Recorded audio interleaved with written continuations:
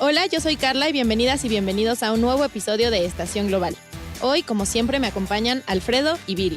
Hola a las dos, qué gusto estar aquí. Hola Carla, hola Viri. Bueno, el episodio de hoy va a ser un poquito diferente y les vamos a platicar a grandes rasgos qué es la Organización de Naciones Unidas.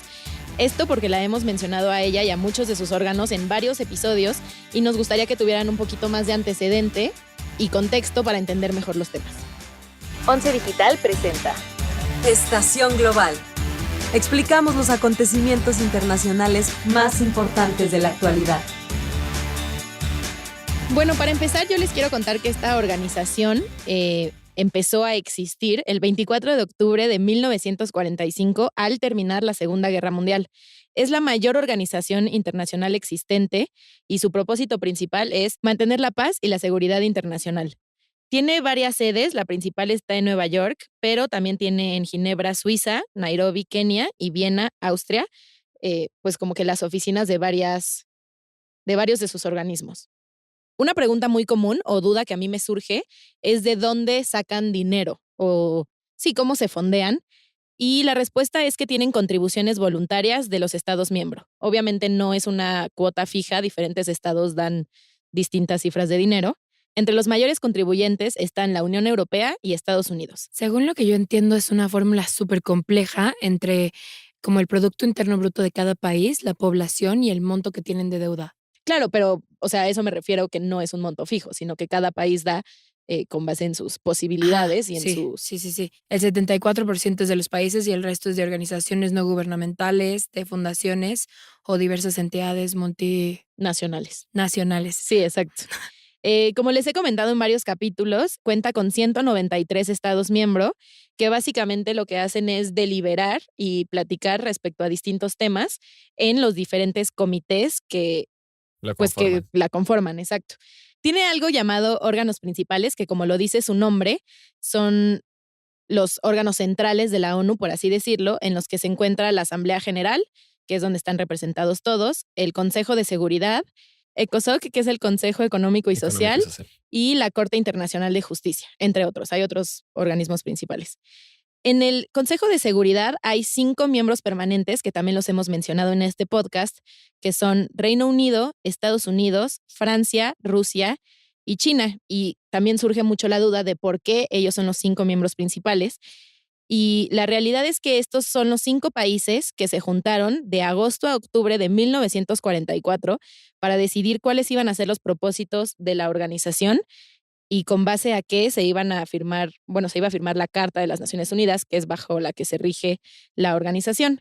Bueno, y estos ya continuaron además de que siendo... son los ganadores de la Segunda Guerra Mundial. Sí, claro. Y ya ellos siguieron siendo los miembros permanentes, que son los que tienen el derecho a veto. ¿Qué quiere decir el derecho a veto? Que ellos pueden decidir, así pase una resolución con todos los votos a favor en el Consejo de Seguridad, uno de ellos puede decir no. Y la resolución se va para atrás. Se va para atrás, exactamente. Y además hay otros 10 miembros que no son todo el tiempo miembros del Consejo de Seguridad, sino que cambian cada 2 años. Sí, exactamente. Y estos se eligen con base en las regiones para que todas las regiones estén representadas de igual manera. La mayor autoridad de las Naciones Unidas o quien la representa es un secretario general, que hoy en día es el portugués Antonio Guterres, quien fue electo por los miembros en 2017.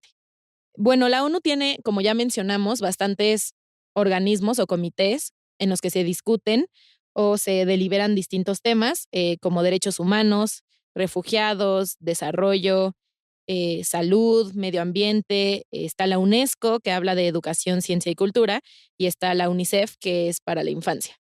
Yo quiero retomar un poco esos temas y pues la verdad es que ya todos saben que a mí me gusta mucho el concepto de la ONU. Yo siento que a ustedes también les gusta mucho. Les vamos a contar que... A mí sí me gusta. A ver, es que siento que todo el mundo piensa que odio la ONU ahora, pero no, en realidad me parece un concepto muy bonito y me parece una gran idea.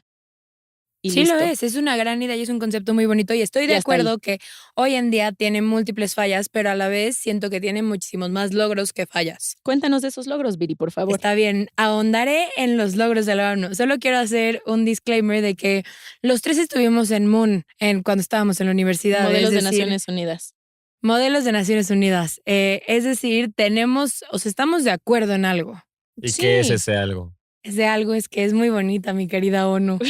Bueno, no, yo creo que, o sea, que más que bonita la Organización de las Naciones Unidas, o sea, si bien no sirve para todo, sirve para muchas cosas y sirve en muchos contextos en el que es bueno siquiera que, o sea, que ya es ganancia que los países se sienten a negociar y punto. O sea, ese es como la principal aportación de la ONU y por lo que debe ser valorada en su mayor parte. Pero de ahí a que mantenga la paz y seguridad internacional, pues Bueno, vemos. pero es un buen intento. Igual, Por eso es te que digo, no es un podría concepto muy existir. bonito. Sí, pero no podría existir un órgano con mucho más poder del que tiene la ONU hoy en día. No podría. No, claro, Porque si no estoy de sería acuerdo. algo como la Unión Europea y de por sí vemos que eso está cayendo. O sea, siento que con las diferencias que hay en el mundo, no es algo posible, la neta. Entonces, teniendo un órgano que ya lleva 70 y algo años de vida, bueno, a mí se me hace algo increíble, la verdad. Y justo tomando esto en Sí, cuenta, platícanos de los logros, venga. quería contarles un poco como de lo que a mí se me hace lo más importante de la Organización de las Naciones Unidas. Empezando por la Declaración Universal de Derechos Humanos, que nació en 1948 y es esta lista en donde se establecen los derechos humanos universales, otra vez, en donde se habla de que la esclavitud no, o sea, no debería existir, de que no debería existir la tortura, de Sí, el aboga derecho por... a la educación. a ver. Exacto, la libre expresión, el derecho a pedir asilo, a la nacionalidad, o sea, básicamente derechos humanos que no habían sido reconocidos a tal escala nunca antes. Entonces, eso se me hace una Sí, ese ganancia es un gran enorme, logro. Estoy un de gran, acuerdo. gran logro. Estoy de acuerdo. Después de haber logrado firmar la carta, que fue la que los creó y que empieza con esta frase que habla de nosotros las personas de las Naciones Unidas. A ver, también yo Sí, soy bien bonito. idealista. No, pero eso estuvo muy bonito. Sí, está muy bonito. Además, muy gringo, ¿no? We the people. O Sí. sea, Sí, sí, está muy gringo. Pero bueno, sin tomar en cuenta eso, Desde también ahí podemos ver las influencias. hay dos pactos que se firmaron en 1966 y uno habla de los derechos civiles y políticos y otro de los derechos económicos y sociales y culturales. Y después de esto también tenemos como organismos que es como decía Carla, de que toman en cuenta poblaciones que pues alguien tenía que como que atajar esos problemas, como la UNICEF, que es el Fondo de Naciones Unidas para la Infancia, que es todo este organismo que aboga por los derechos de la educación de los niños y que tienen que ser respetados tanto niñas y niños. Y No, y va mucho más allá. En México la UNICEF trabaja desde crear lugares en ubicaciones vulnerables para que los niños se puedan registrar y tengan derecho a tener un pasaporte. O sea, van desde lo más básico a... sí, a cosas mucho más grandes.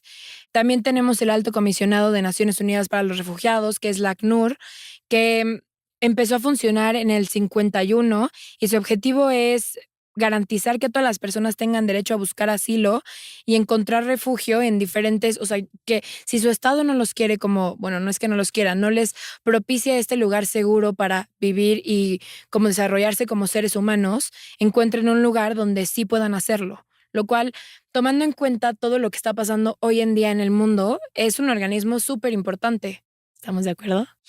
estamos de acuerdo. Está bien, Viri. Está bien, denme uno. Tú sabes que yo soy fan de la UNICEF. La UNICEF, mis besos hasta donde esté. Pero Ok. lo demás, vemos.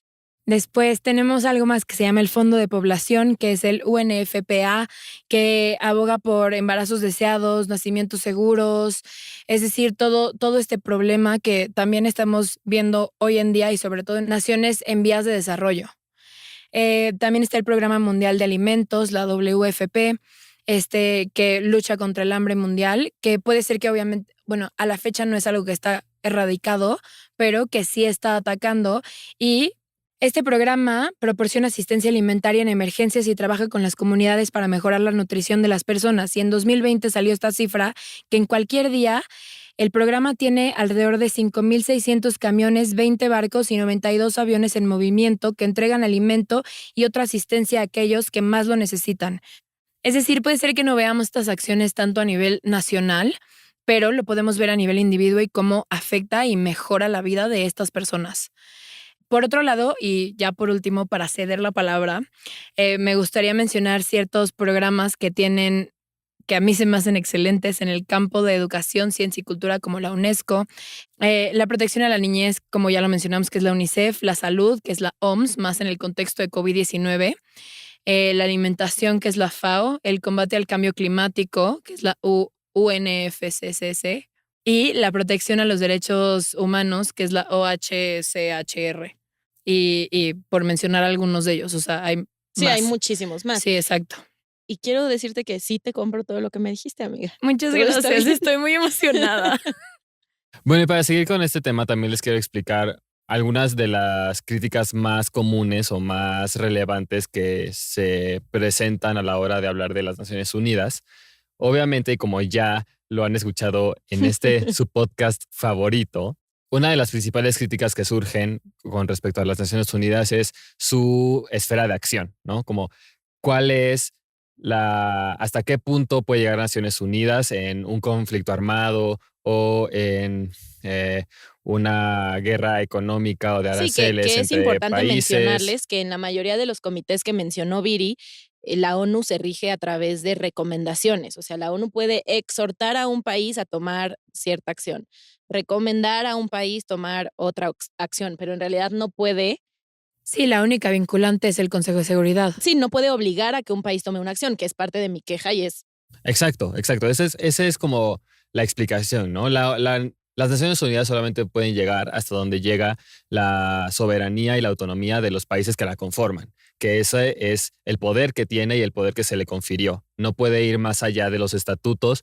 ni de lo que dice la Carta, que en realidad la Carta lo que dice es que se emitirán, como dice Carla, recomendaciones y como que se actúa en el espíritu de que los miembros tienen buena fe y las únicas cosas que pueden ser vinculantes pues serán las que realmente afecten la seguridad y la paz internacionales y esos son los temas que se ven, como ya dicen, en el Consejo de Consejo de Seguridad. Seguridad. Yo creo Y ni que siquiera todas las resoluciones del Consejo de Seguridad son vinculantes, o sea, No. solamente específicas y que tienen que ver con como estos... Sí, mantener la paz en general. Exacto. y la crítica más grande de eso es que el veto también, bueno, más bien tampoco sirve porque normalmente esas naciones votan de acuerdo con sus intereses o con las personas aliadas. Por ejemplo, Rusia ha vetado 8 resoluciones en torno a Siria, o la mayoría de las resoluciones que ha vetado Estados Unidos es en torno al conflicto de Palestina e Israel.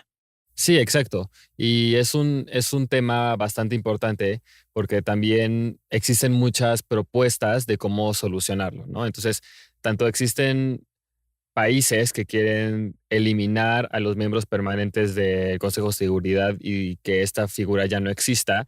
Hay otras propuestas que dicen que se debe integrar a más países a estos miembros permanentes, como por ejemplo Brasil, India, e incluso Alemania. Sí, a las potencias más grandes, ¿no? Exacto. Pero normalmente justo están en contra las otras naciones que ya lo integran. Sí, y no se puede llegar a un acuerdo al respecto. Porque lo vetarían. Porque lo vetarían. Entonces es un loop infinito Claro. de cuál es la solución para esta crítica en específico de los permanentes en el Consejo de Seguridad. Y sí estoy de acuerdo que esa es una falla enorme en torno al Consejo de Seguridad. Lo hace algo muy viejo y muy anacrónico, que es Claro, algo a ver, del estamos pasado. hablando de que esto nació en el 40, o sea, está como, La conformación. ajá, nació en el 44.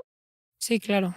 Y algo que nos está diciendo nuestro productor Moy ahorita es que precisamente el que exista estos miembros permanentes hace que se centralice el poder y que no haya posibilidad de que haya nuevas potencias que se puedan integrar a este grupo. Claro, y una crítica enorme que va muy de la mano es que la ONU a la fecha defiende intereses de cierto grupo de países.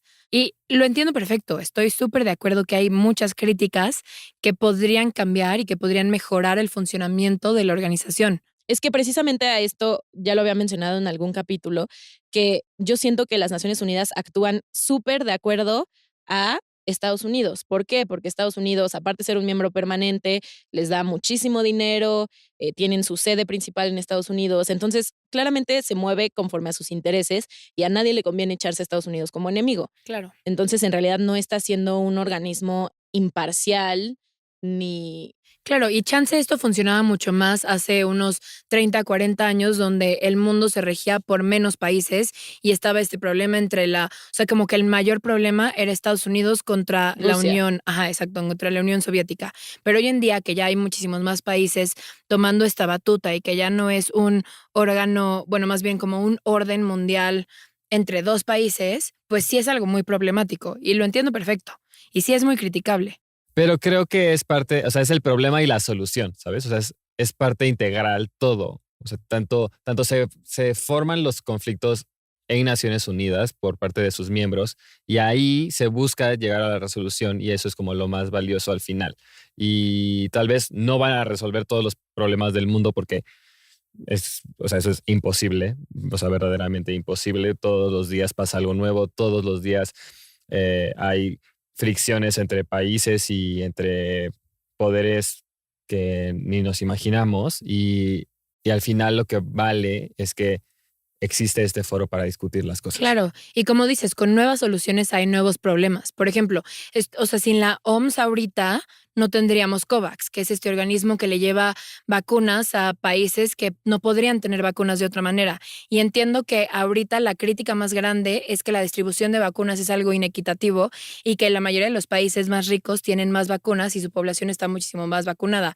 Sin embargo, si no existiera ese organismo, menos países... Sí, el acaparamiento sería... Exacto, mayor. sí era mucho mayor. Y entiendo que ese es un problema, pero al mismo tiempo es parte de una solución. Entonces, pues sí, chance este organismo nos da muchas cosas que podríamos mejorar, pero al mismo tiempo también nos da soluciones para problemas que de otra manera no tendríamos. Estoy de acuerdo, me ganaste. O sea, con ese argumento, contra el argumento de las vacunas no tengo nada. Me gustó mucho este capítulo.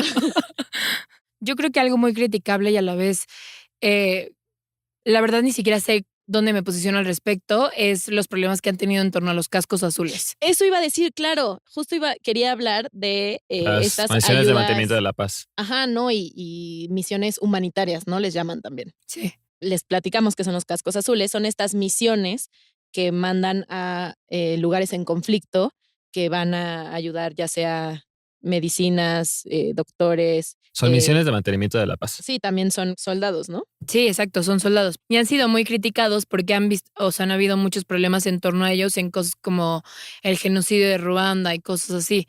Y entiendo perfecto la Y han crítica sido y es algo acusados muy también de problemático. violar a mujeres. Claro, y es algo súper problemático. Y ahí es donde nos preguntamos hasta dónde puede haber este como organismo supranacional que puede entrar a un país pasando por arriba de la soberanía de ese país.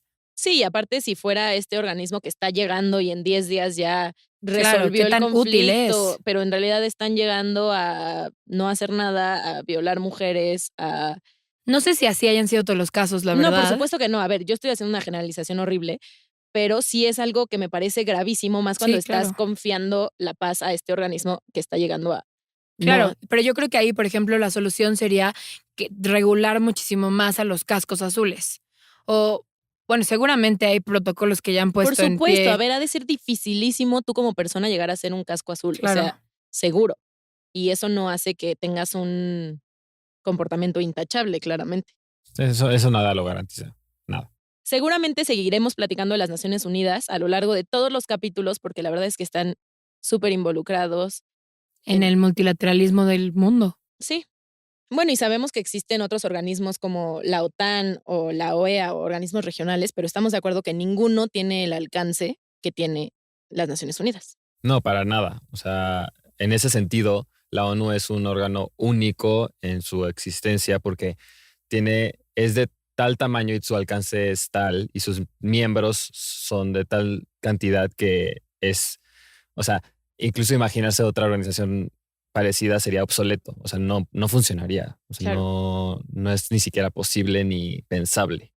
Sí, yo estoy totalmente de acuerdo. Creo que las críticas valen mucho la pena porque justo bueno, no nos ayudarían porque yo no hago nada en la ONU, pero ayudan a que la organización sea cada vez mejor. Sí, Y más fuerte, claro. Exacto, pero es algo que va a seguir y no, más bien que ojalá continúe por muchísimo tiempo. Es un trabajo en proceso y siempre habrá problemas y se tendrán que buscar soluciones y eso no va a parar nunca.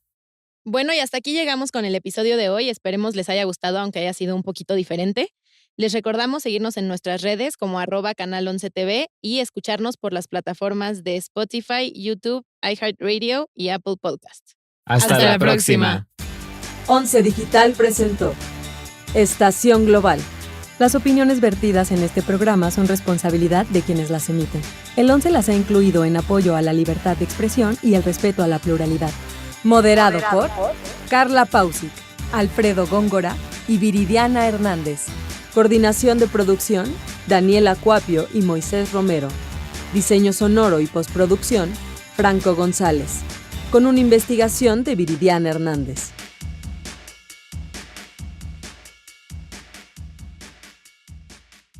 11 Digital va contigo.